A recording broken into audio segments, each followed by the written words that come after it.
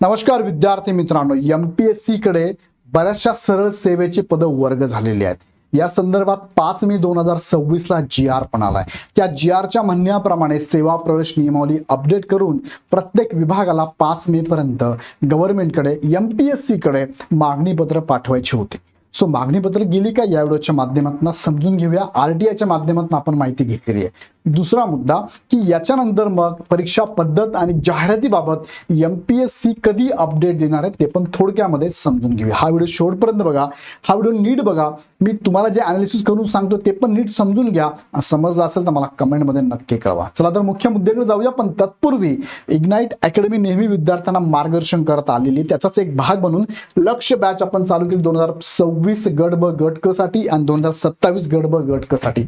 यामध्ये मार्गदर्शन करणारे महाराष्ट्रामध्ये नावाजलेली टीम आहे, ज्यामध्ये आता नवीन 3 धुरंधर ऍड झालेली आहे. अभिजित राठोड सर आहे, विशाल लोंढे सर आहे आणि दीप्ती नायर मॅडम. बाकीची टीम तर तुम्ही ओळखताच, हे आतापर्यंत इग्नाइट मध्ये आहेतच. यांचे सगळ्यांचे लेक्चर, डेमो लेक्चर तुम्ही जर बघितले युट्यूबवर अवेलेबल आहे. एकदा बघाल तर प्रेमात पडला असे लेक्चर घेता. अशा कन्सेप्ट आहे, असे विषय तुम्हाला शिकवतात.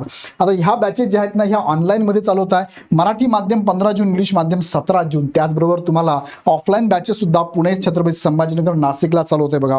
16 जून, 18 जून आणि 22 जूनला आपल्या सेंटरला जाऊन व्हिजिट पण तुम्ही करू शकता. ह्या बॅच मध्ये फीचर्स तुम्हाला असे आहेत की पीपीटी आणि पीडीएफ स्वरूपातल्या नोट्स आणि बुक्स पण अवेलेबल असणार आहे.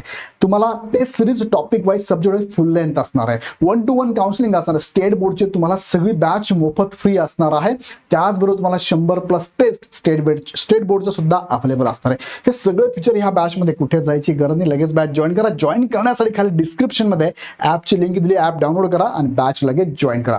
आता मुख्य मुद्द्याकडे तुम्हाला घेऊन जातो बघा. हा GR आला 5 मे 2026 सामान्य प्रशासन विभागाचा, ज्यामध्ये एमपीएससीच्या कार्यकक्षेमध्ये सरळ सेवेची बरेचशी विभागाची पदं आणलेली आहेत.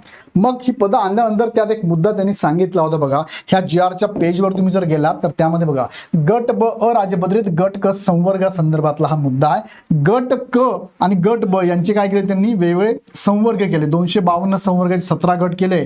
221 संवर्गाचे 29 असे तांत्रिक गट केले. हे प्रशासकीय आणि हे तांत्रिक केले. आणि यात त्यांनी हा मुद्दा सांगितला बघा, प्रशासकीय विभागांनी करावायची कार्यवाही. त्यात सांगितलं की सदर संवर्गाची बिंदू नामावली अद्ययावत करून मागणी पत्र पाठवण्याची कार्यवाही 1 महिन्यात पूर्ण करावी. आता हा GR कधी आलाय तर हा GR 5 तारखेला आलाय. 1 मे म्हणजे 5 जून पर्यंत ही डेडलाईन ह्या GRच्या माध्यमातून लेखी स्वरूपात दिली होती. आता सरकारी काम 6 महिने थांब असं म्हणतात. सरकारची अंतर्गत यंत्रणा सुद्धा काम लवकर करत नाही असं तुम्हाला नक्कीच समजलं असेल. याच्या मागे अनुभव पण आला असेल. मी सांगायची गरज नाही, तुम्ही अनुभव घेतला असेल. तरी पण आपण म्हणूया की एमपीएससी थोडा जरा सेन्सिटिव्ह मुद्दा आहे. बऱ्याच वर्षापासून एमपीएससी कामे वेळेवर करत नाही. आता एमपीएससी करत नाही की एमपीएससीला करू दिलं जात नाही, की एमपीएससीला करण्यासाठी तशी संधी मिळत नाही.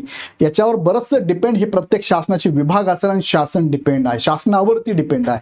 मग आता त्या शासन चालवण्यासाठीच तर इथून एमपीएससी माध्यमातून हे अधिकारी दिले जातात. पण हे अधिकारी इथपर्यंत खूप मोठ्या लेवलला काम करतात, मात्र भविष्यात खूप अडचणी येतात. त्याचं उदाहरण तुम्हाला बरेचसं माहिती असलं. आता एक उदाहरण तुम्हाला मी सांगतो.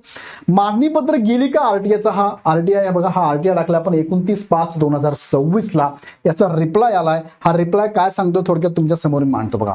हा रिप्लाय तुम्हाला सांगतोय. आपण पाठवला तो कोणता, नोंदणी महानिरीक्षण व मुद्रांक नियंत्रण महाराष्ट्र राज्य पुणे यांच्या कार्यालयाला हा GR आपलं आरटीआय गेला होता. आणि ह्या आरटीआयचा रिप्लाय त्यांनी काय दिला बघा. प्रश्न आहे, कनिष्ठ लिपिक पदाच्या सरळ सेवेच्या किती जागा रिक्त आहेत? तर त्यांनी उत्तर दिलंय, आपण मागणी केलेल्या मुद्द्याबाबत कळविण्यात येते की कनिष्ठ लिपिक पदाच्या सरळ सेवेच्या 655 जागा रिक्त असून त्याला भरती प्रपत्र शासनात सादर केले आहे. आता शासनात सादर केलेला आहे असा एक GR हा सध्या सोशल मीडियाला फिरतोय.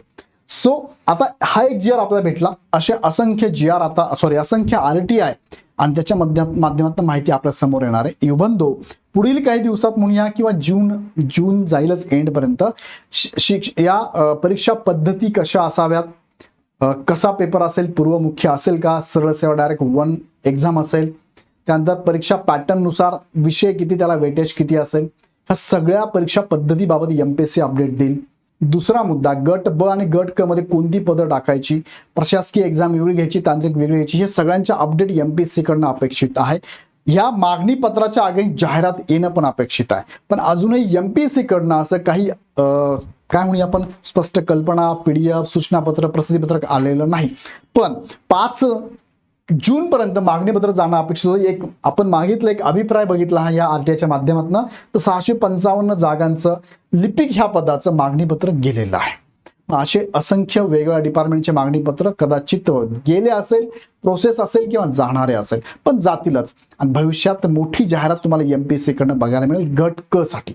फक्त अजून स्पष्ट कल्पना येत नाही एमपीएससी एक्झाम कशी घेणार आहे. याच्यावरती मतमतांतर अंदाज आपण बरेचसे व्हिडिओ पण घेतले, बऱ्याचशा सोशल मीडियाला पण बऱ्याच जणांनी सांगितलं.